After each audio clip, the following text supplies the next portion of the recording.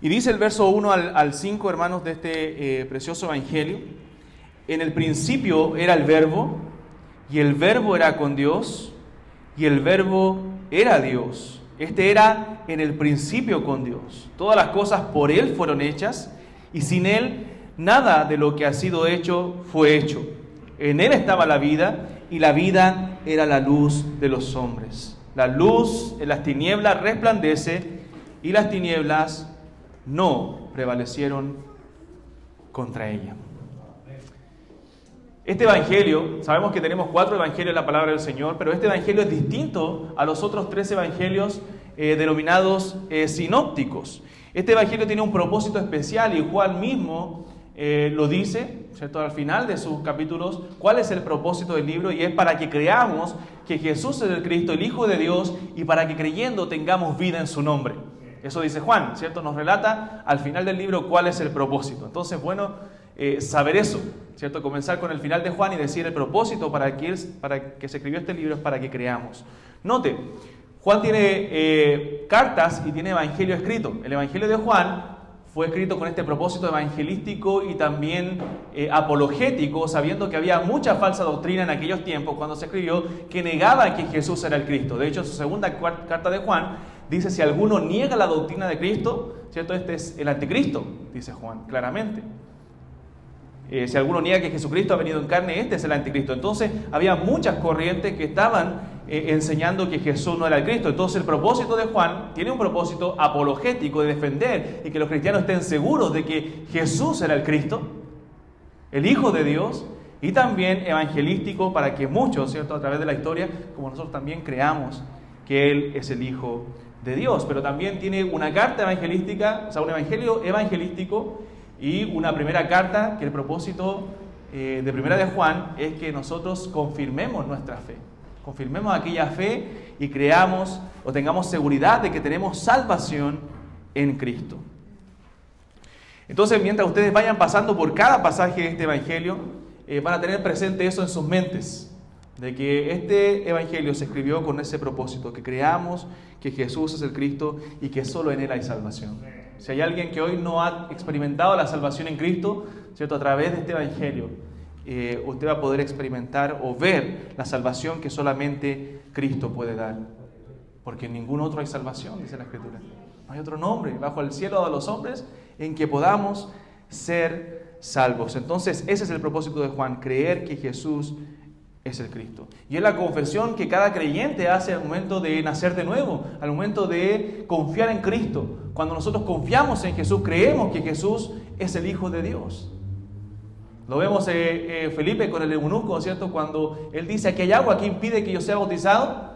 Y Felipe le dice: si crees de todo corazón, bien puedes. Y el eunuco dice: creo que Jesucristo es el Hijo de Dios.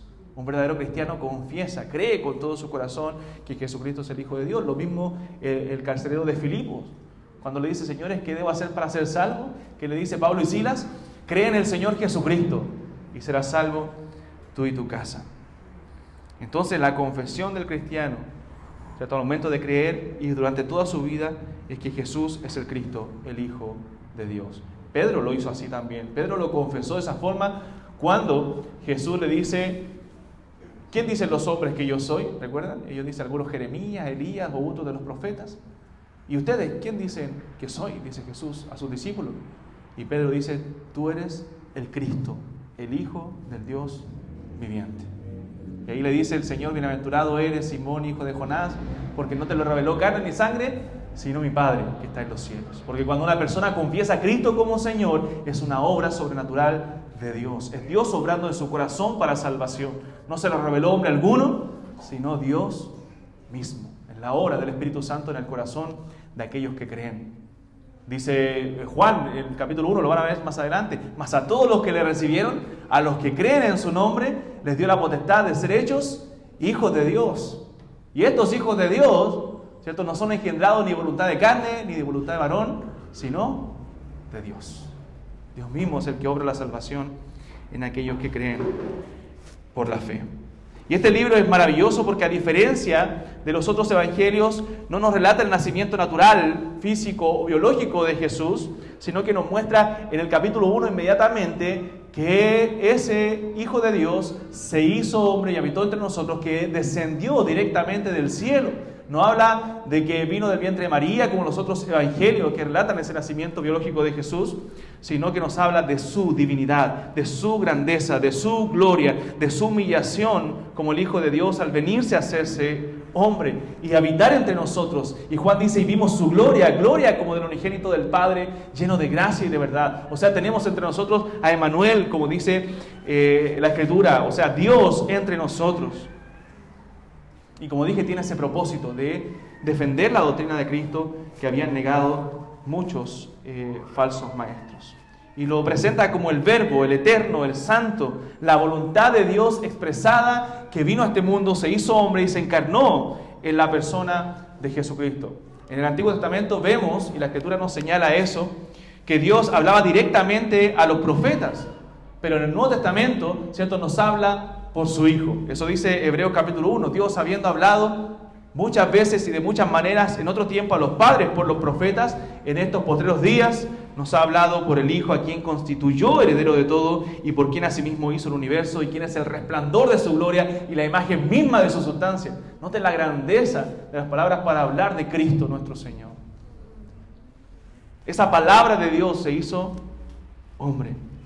Y realmente el capítulo 1 de Juan es un capítulo maravilloso. Es entrar a Tierra Santa, al lugar santísimo, es ver, ¿cierto?, relatada aquí en este capítulo la gloria de Dios. Hermanos, amigos, el Hijo de Dios se hizo hombre para que tú y yo pudiésemos ser rescatados del infierno, para que tú y yo pudiésemos ser rescatados de la condenación. ¿No es eso glorioso? ¿No es eso tremendo, el pensar que Cristo habitó entre nosotros? Que se humilló dejando su gloria, como dice Filipenses capítulo 2, para que tú y yo pudiésemos tener vida y vida en abundancia, vida eterna. El que no conoció pecado, dice la Escritura, por nosotros lo hizo pecado para que nosotros fuésemos hechos justicia de Dios en él.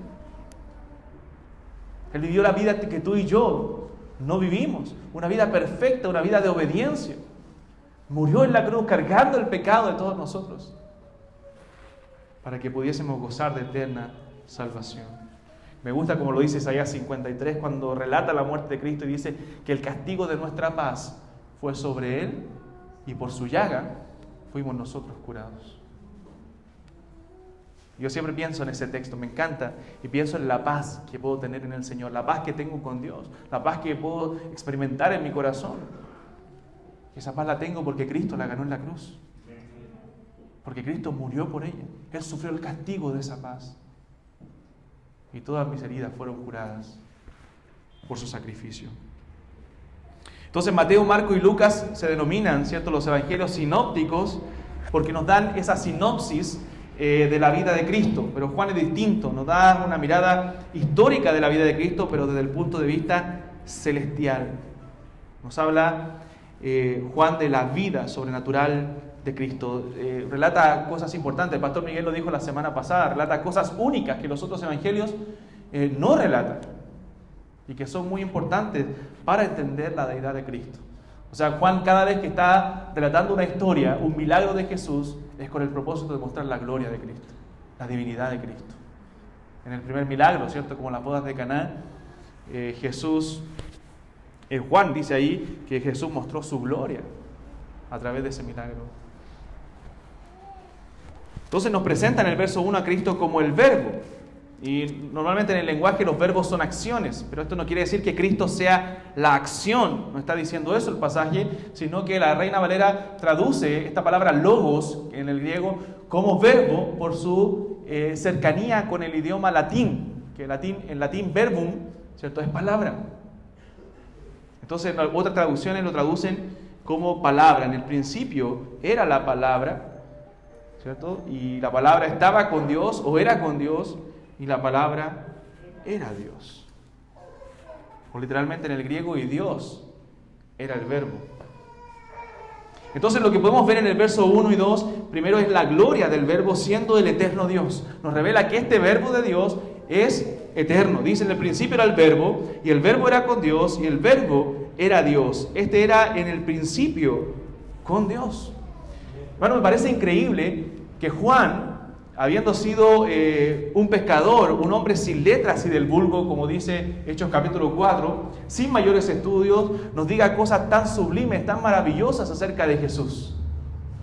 Se nota que fueron transformados por el Señor, tanto Pedro y Juan, para hablar cosas maravillosas. Usted lee la primera carta de Pedro también. Es hermoso como Pedro presenta, ¿cierto?, la gloria de Dios, la gloria que tienen los cristianos en Cristo, en medio del sufrimiento ahí en su primera carta. Entonces, lo que quiere decir Juan, en la palabra principio, es que la eternidad pasada, antes que todo existiera, antes que todo fuera creado, en ese principio era el verbo, o ya existía el verbo, ya existía la palabra. Él ya era desde el principio, Él es el eterno Dios. El eterno y poderoso Dios venía a este mundo, se hizo hombre, y el verbo era con Dios, o sea, no solamente existía desde el principio, sino que estaba con Dios desde el principio. Y ahí diferencia a las personas de la Trinidad, Padre e Hijo, porque sabemos que creemos en un Dios vivo y verdadero, ¿cierto?, pero que coexisten tres personas, Padre, Hijo y Espíritu Santo. Y nos dice que el verbo estaba en el principio, existía desde el principio, desde la eternidad, y estaba con Dios, a diferencia del Padre, y ese verbo era Dios. O sea, también le atribuye deidad juntamente con el Padre. No solamente no te existía desde el principio, no solamente estaba con Dios, el Padre, desde el principio, sino que es Dios por siempre y para siempre. O sea, tenía una comunión íntima, estrecha con el Padre, pero también es Dios hecho hombre. En él habita, dice Colosenses, la plenitud de la deidad. Él es la imagen del Dios invisible. A través de Él podemos ver a Cristo. En Él vemos todos los atributos divinos que vemos en el Padre y que vemos en el Espíritu Santo. El Hijo es completamente Dios, o verdaderamente Dios, al igual que el Espíritu Santo y que el Padre. Y esto nos debe hacer pensar, hermanos, en la gran misericordia y en el amor sacrificial que hubo en Cristo, quien quiso despojarse temporalmente de su gloria, siendo glorioso.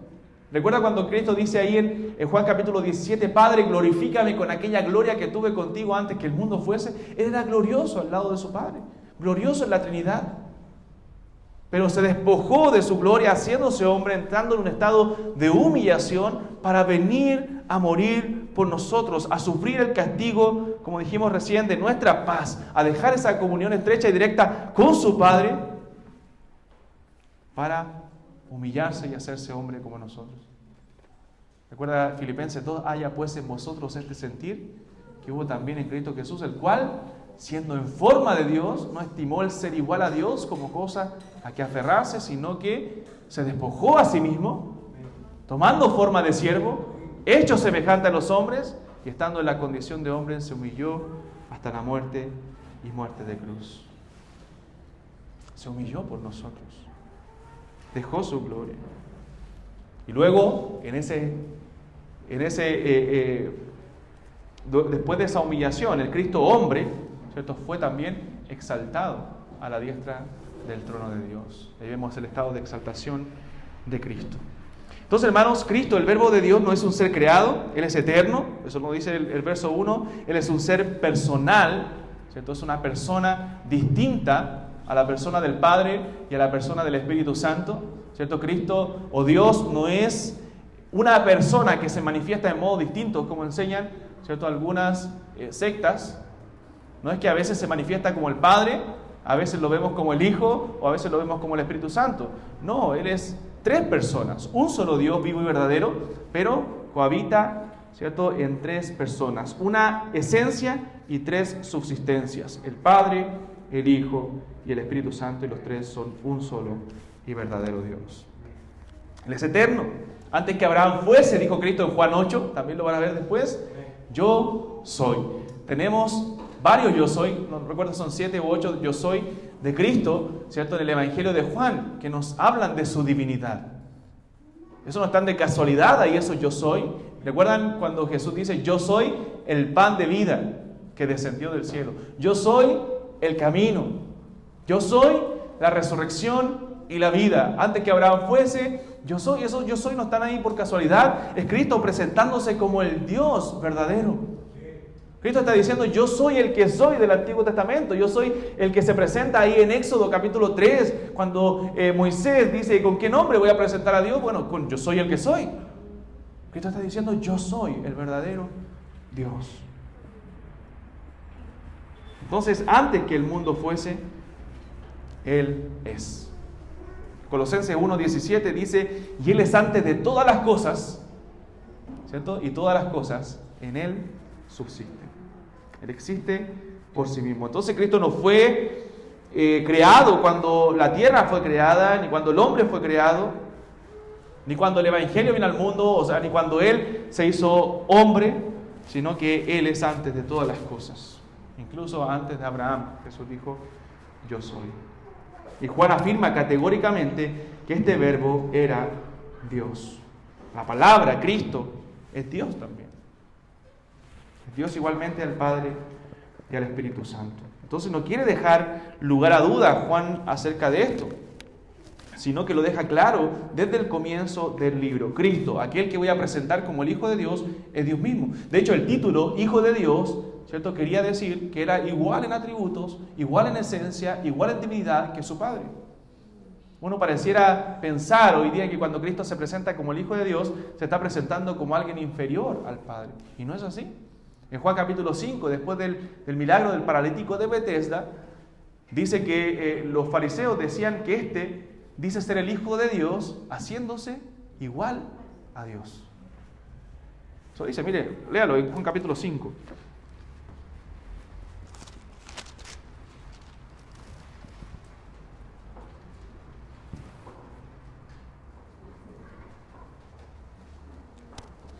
Versículo 18. Juan 5, 18. Dice, por esto los judíos aún más procuraban matarle, porque no solo quebrantaba el día de reposo, sino que también decía que Dios era su propio Padre, haciéndose igual a Dios.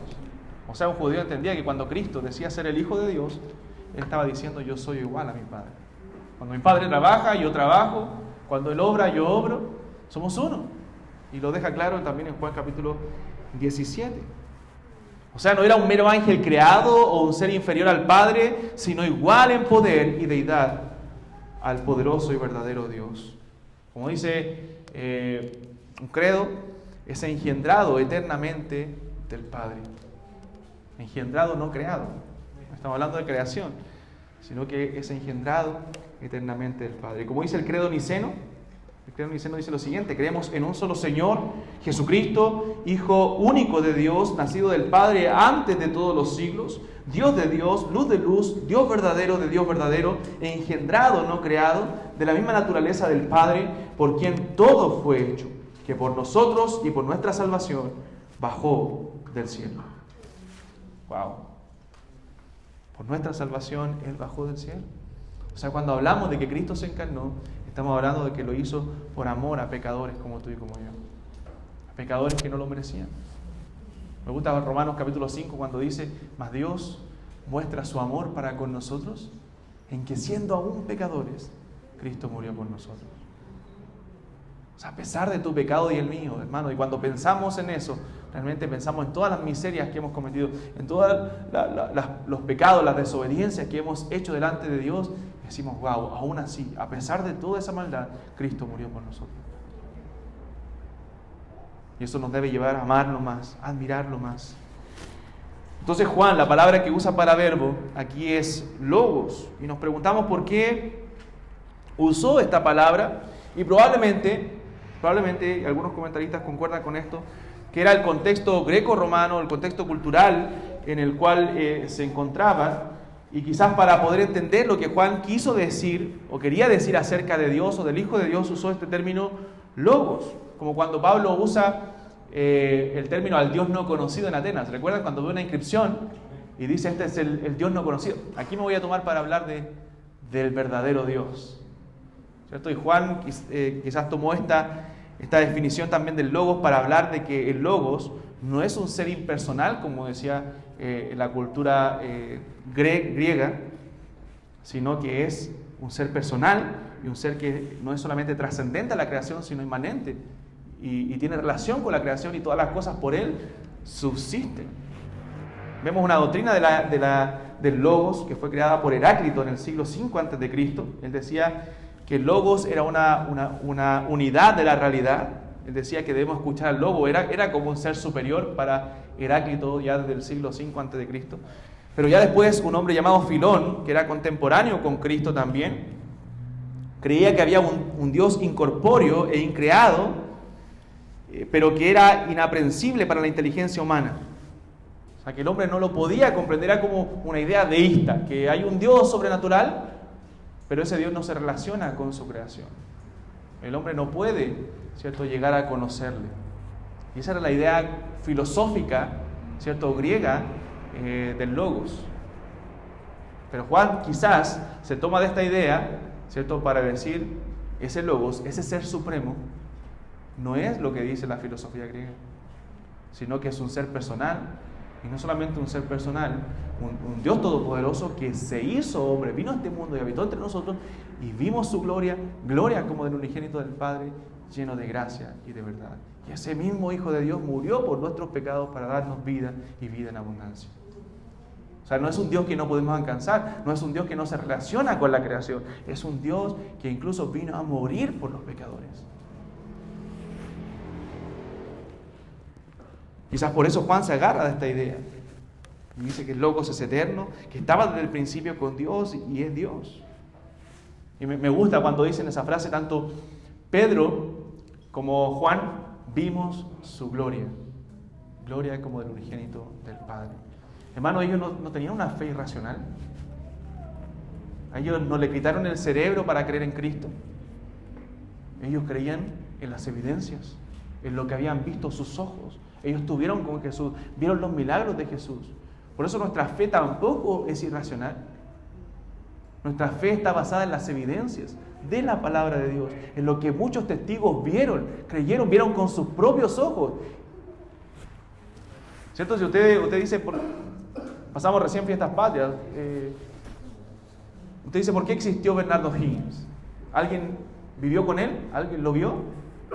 No, pero tenemos libros de historia que nos relatan, ¿cierto? Personas que lo vieron, que escribieron acerca de él y estuvieron con él, ¿cierto? Nos relatan todo lo que hizo por nuestra nación.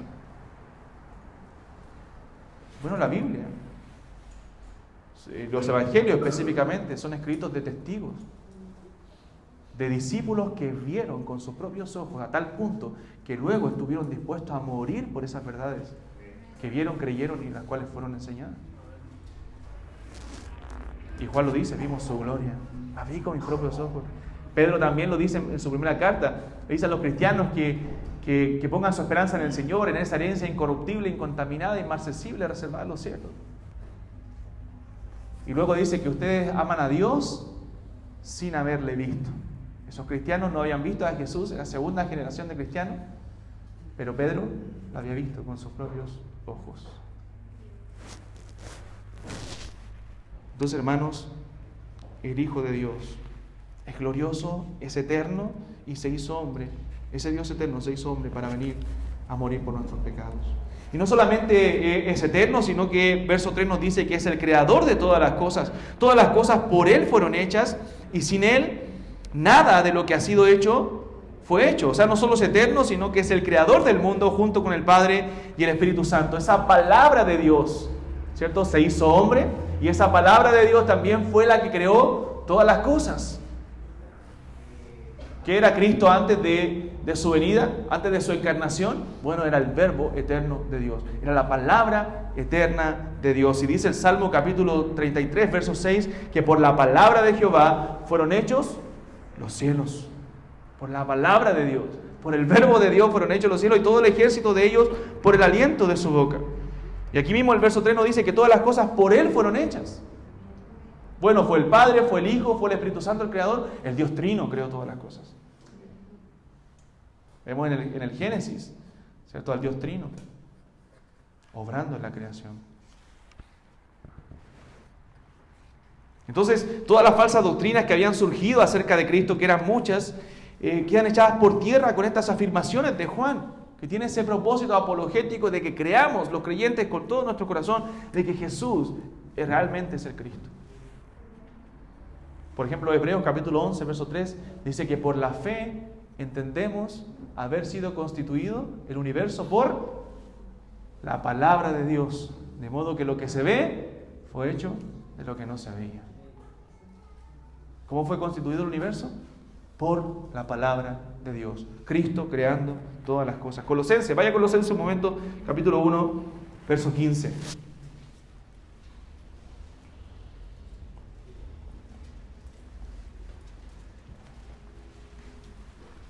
Colosenses capítulo 1, verso 15, dice, Él es la imagen del Dios invisible, el primogénito de toda creación. Y note, este versículo lo usan a veces los testigos de Jehová para decir Cristo es el primogénito de la creación, o sea, es el primer ser creado, ¿cierto? Porque el hijo primogénito es el hijo mayor, entonces Cristo es primogénito por sobre la creación, entonces fue la primera obra de creación, antes de que todas las cosas fueran creadas.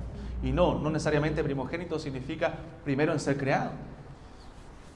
Porque el verso siguiente también lo aclara, sino que significa que está por sobre la creación, que tiene la preeminencia por sobre la creación. Y el verso siguiente nos dice, porque en Él, o sea, ¿por qué es el primogénito de toda la creación? La respuesta está a continuación, porque en Él fueron creadas todas las cosas, las que hay en los cielos y las que hay en la tierra, visibles e invisibles, sean tronos, sean dominios, sean principados, sean potestades, todo fue creado por medio de Él y para Él. Y Él es antes de todas las cosas y todas las cosas en Él subsisten. O sea, para decir que ese versículo habla de que Cristo fue el primer ser creado, o sea, es sacar esa frase simplemente fuera de contexto. Porque el texto nos está aclarando que Él es antes de todas las cosas y que Él es el creador sobre todas las cosas. O sea, Él tiene la preeminencia sobre la creación, por eso es el primogénito.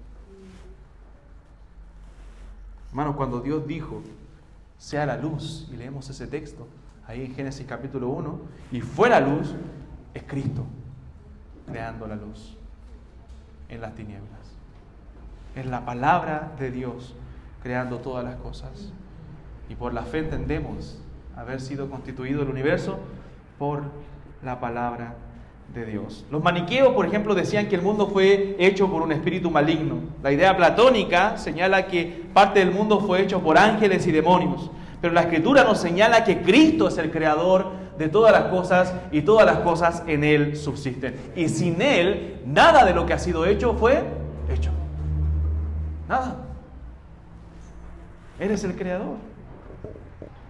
Entonces estos versos desechan completamente de que Cristo haya sido una criatura, un ser creado por Dios, sino que nos señalan el propósito de Juan. Lo leemos según el contexto del capítulo 20, donde nos señalan de que Jesucristo es el Hijo de Dios, es Dios hecho hombre.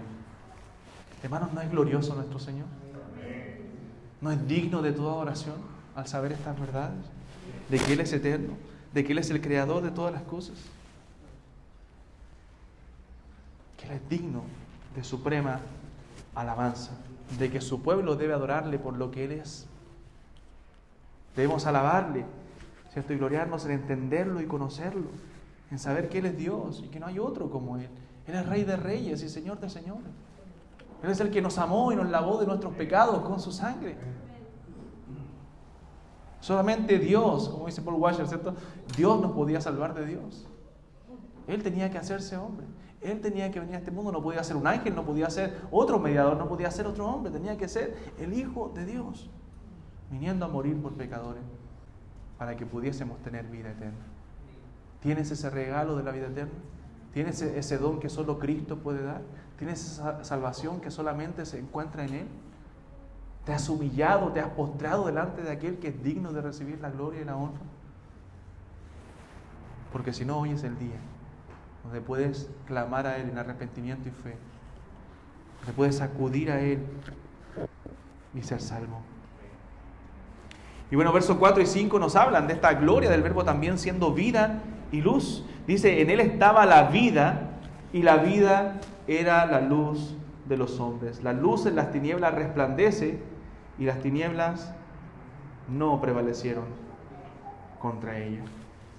Entonces Cristo, en este propósito de venir a este mundo, cumpliendo el pacto de redención, ¿cierto? Él viene a este mundo para ser la fuente, el manantial, el origen y la causa de la vida. De Él fluye la vida.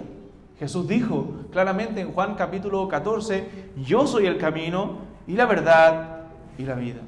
Él creó todas las cosas, sustenta todas las cosas con su poder y les da vida. Él es la fuente de la vida. No hay vida fuera de Dios. Él es el único que puede dar vida a un mundo en tinieblas. Vida espiritual. Yo he venido para que tengan vida. Cuando habla de los ladrones, de estos fariseos, ¿cierto?, que querían robarse las ovejas, Jesús dice, el ladrón no viene sino para hurtar, matar y destruir. Pero yo he venido para que tengan vida y para que la tengan en abundancia. Dice Juan capítulo 5, verso 24, de cierto os digo, Jesús lo dice, el que oye mi palabra y cree al que me envió, tiene vida eterna y no vendrá a condenación, mas ha pasado de muerte a vida. De muerte a vida. Es un milagro que obra el poder del Espíritu Santo por la obra de Cristo en nuestra vida. Hasta el punto de que estamos muertos en delitos y pecados y nos trae a la vida. Colosenses dice que nos sacó de la potestad, de la autoridad, del dominio de las tinieblas y nos trasladó al reino de su amado Hijo. Qué glorioso es el Señor. Qué misericordioso, qué gracia, qué bondad. Es por eso que vemos que Juan después lo que dice que Él derrama gracia sobre gracia. En el mismo capítulo. Gracia sobre gracia. Eso es lo que vemos en nuestra propia vida, hermanos. Gracia de Dios. Gracia abundante de Dios. ¿Cuántos himnos no cantamos que hablan de esa gracia abundante de Dios sobre nosotros los pecadores? Y todo eso es porque Cristo, el Hijo de Dios, vino a este mundo y se hizo hombre. Él es la luz que alumbra nuestro camino. Él es la vida y solamente en Él podemos hallar la vida verdadera. Jesús dijo en un versículo, también en Juan capítulo 11, yo soy la resurrección y la vida. Soy la resurrección y la vida. El que cree en mí, aunque esté muerto, vivirá.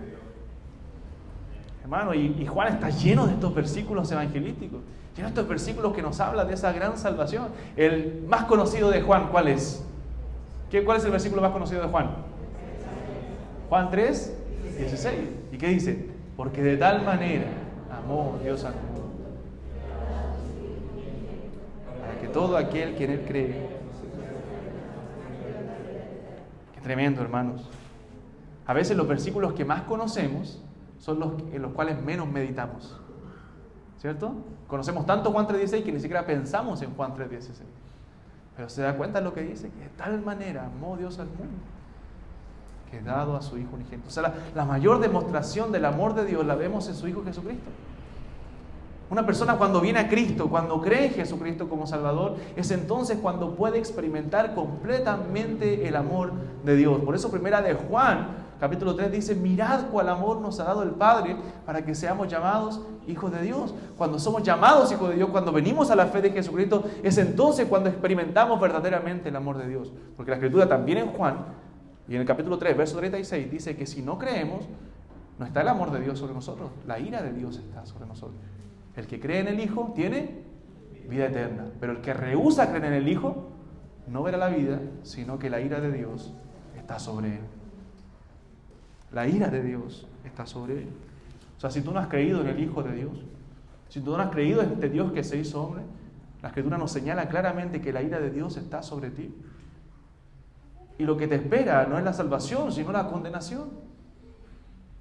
Pero Él vino para dar vida, para que tú puedas creer en Él, para que tú puedas reconocerle como tu Salvador, para que tú puedas creer que el sacrificio de Cristo es suficiente para salvarte a ti también, para que puedas mirar la cruz con fe y puedas ser salvo. Me gusta un verso de Miqueas que dice, habla de la misericordia, del amor de Dios, y dice, ¿qué Dios como tú, que perdona la maldad y olvida el pecado del remanente de su heredad, no retuvo para siempre su enojo porque se deleita en misericordia? Dios, hermanos, se deleita en misericordia y Él puede perdonar al peor de los pecadores. Pablo dijo, palabra fiel y digna de ser recibida por todos, que Cristo Jesús vino al mundo para salvar a los pecadores, de los cuales yo soy el primero. Y sabemos lo que Pablo hizo, él perseguía a la iglesia. Yo antes era un blasfemo, un perseguidor, un injuriador, pero fui recibido en misericordia, dice él, porque lo hice en incredulidad. Hemos cometido muchos pecados, pero la mayoría de ellos lo hicimos en incredulidad, en ignorancia. Pero por gracia de Dios hemos venido a la fe de Jesucristo. Entonces, de tal manera amó Dios al mundo que la palabra, la luz, la vida vinieron en la persona de Jesucristo. Dios mismo se hizo hombre y vivió por nosotros y vivió entre nosotros. Se despojó a sí mismo para que tú y yo pudiésemos ser salvos. El Cordero fue inmolado en nuestro lugar. Qué maravilloso es pensar en la grandeza de Dios. Qué maravilloso es cómo nos relata Juan todo esto, que ese verbo estaba en el principio, existía desde el principio, estaba con Dios, pero era Dios. Y ese verbo que vino a este mundo, que habitó entre nosotros, por Él fueron hechas todas las cosas. Y si juntamos todos los versículos, sabemos que todas las cosas por Él subsisten. Y que si nosotros creemos en Él, ¿cierto? Podemos ser salvos. En el verso 12 lo van a ver del capítulo 1 después. Dice que en el mundo estaba, pero el mundo no le conoció. Que a los suyos vino, ¿cierto? Pero los suyos no le recibieron. Pero más a todos los que le recibieron. ¿Y quiénes son los que le recibieron? Los que creen en su nombre. Les dio la potestad de ser hechos hijos de Dios. ¿Eres tú un hijo de Dios? ¿Puedes decir con toda certeza que eres un hijo de Dios? ¿Que has creído en el nombre del unigénito Hijo de Dios? ¿Que has creído de todo corazón en Cristo? Por todas estas cosas que hemos mencionado, hermanos, Cristo tiene un valor eterno para nuestras vidas. La ley antes nos condenaba a nosotros, nunca podríamos cumplir el estándar que Dios demandaba. Una y otra vez la triste realidad de nuestro pecado e imperfección choca con la perfección de la ley que exige agradar a Dios. Cuando nos miramos ante las demandas de Dios, Él nos pide perfección y nosotros no podemos cumplirlas. Pero Cristo vino a este mundo. Cristo vino y cumplió la ley en nuestro lugar. Todas las demandas de Dios fueron cumplidas por Cristo, para gustar nosotros de su justicia perfecta, para gustar o vestir de sus ropas limpias, porque Él sí vivió perfectamente cumpliendo los estándares divinos. Entonces no hay nada que nosotros podamos hacer que nos lleve a la salvación, no hay nada que nosotros podamos hacer que nos lleve, ¿cierto?, a alcanzar por nuestros méritos la gracia, la salvación que Dios tiene en Él, o cumplir las demandas de Dios, sino solo podemos hacerlo a través de la obra de Cristo, el verbo de vida, el verbo de Dios que se encarnó, se humanó, hizo tabernáculo entre nosotros para dar vida, y mírenlo cómo nos señala Juan también, a todo aquel que en Él cree. La invitación del Evangelio, la demanda del Evangelio es a todos los hombres, a todo aquel que en Él cree. Por eso que, hermano, debemos predicar el Evangelio, debemos testificar a otros de Jesús, porque el Evangelio es ofrecido a todos los hombres, a todo aquel que en Él cree. Si bien sabemos que Dios va a salvar a los suyos, va a salvar a su pueblo, va a salvar a su iglesia, pero debemos predicar el Evangelio a todos. Recuerdo la historia de Jesús y Nicodemo en el capítulo 3, lo van a ver más adelante, cuando este hombre que decía creer en Dios, que era un religioso, que incluso era maestro de la ley en Israel, era un maestro de la ley, era un hombre perteneciente al Sanedrín, a los lugares más importantes dentro del concilio más importante entre los judíos. Dicen algunos que era el número 7 ahí dentro de importancia. Y está Jesús hablándole, derribando sus argumentos, diciéndole: tú necesitas nacer de nuevo, ¿cierto? Y cuando él no entiende todas estas cosas, Jesús le dice: eres tú maestro de Israel y no sabes esto. O sea, le echa los títulos por tierra, ¿cierto? Saca todo el orgullo que pueda haber en su corazón para presentarle el Evangelio y la obra de Cristo y la necesidad de salvación que había en la vida de Nicodemo. Y le presenta una historia que él conocía. ¿Recuerdan del Antiguo Testamento, de Números 21, cuando el pueblo se rebeló contra Dios y Dios envió serpientes venenosas, ardientes, que mordieron al pueblo? Y luego el pueblo clamó a Dios y Moisés oró por ellos y Dios le dijo: hazte una serpiente de bronce y todos los que miraren la serpiente vivirán. Entonces esa serpiente, al mirar esa serpiente con fe, iba a ser inmune a los miembros del pueblo de Israel del veneno de las serpientes. Y así toma esa historia Jesús, que Nicodemo probablemente conocía de memoria porque era un maestro de la ley, y le dice: así como Moisés levantó la serpiente en el desierto, así es necesario que el Hijo del Hombre sea levantado, para que todo aquel que en él cree no se pierda, mas tenga vida eterna.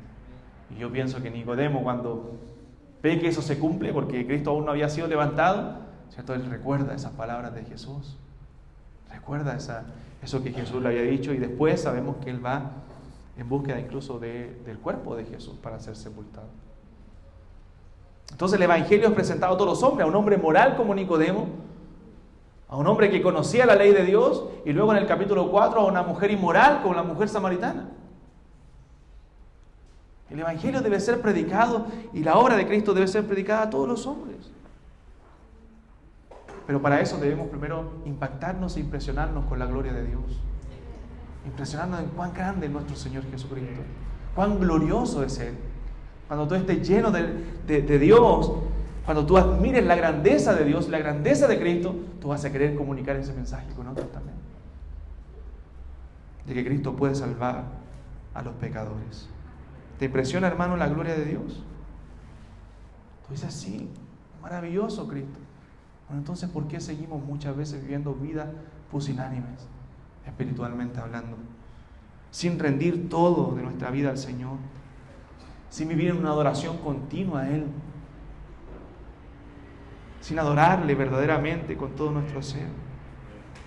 ¿Tienes la luz y vida de Jesucristo, que solamente Él puede dar? Esa vida en abundancia. Bueno, si no la tienes, cree en el Señor Jesús y serás salvo. Cree en Cristo, porque Él es el único que puede salvar. No es un camino más. Cristo es el único camino que puede llevar a la salvación, el único camino que puede llevar a la vida eterna. Fuera de Él no hay otro camino, no hay otra esperanza, no hay otra salvación. Solo Él es vida y luz. Hermanos, espero que realmente disfruten este libro. Yo disfruté la introducción que dio el pastor Miguel y espero que sigan disfrutando de las maravillas de este hermoso Evangelio que nos presenta a Cristo como el Hijo de Dios. Realmente toda la Escritura es inspirada por Dios, pero el Evangelio de Juan, en lo personal, lo encuentro maravilloso. Oramos al Señor. Padre, damos gracias por tu gran misericordia. Gracias por poder compartir con mis hermanos estas verdades de tu palabra. Yo te pido que tú les bendigas, que tú obres, Señor, y sigas obrando en esta iglesia, que a través de este Evangelio ellos puedan conocerte más a ti, Señor, conocer la gloria de nuestro Señor Jesucristo, y que muchas almas puedan venir a los pies de Jesús por las predicaciones, Señor, en este libro. Si hay alguien que no te conoce, Padre, que hoy pueda creer en ti. Obra tú poderosamente, Señor, para salvación, y que pueda resplandecer en su vida la gloria del Verbo de Dios. Oh Señor, gracias, porque Cristo es nuestro Señor y Él es ante todas las cosas y todas las cosas en Él subsisten. Le damos gloria y honra porque Él es digno de recibirla. En el nombre de Jesús oramos. Amén.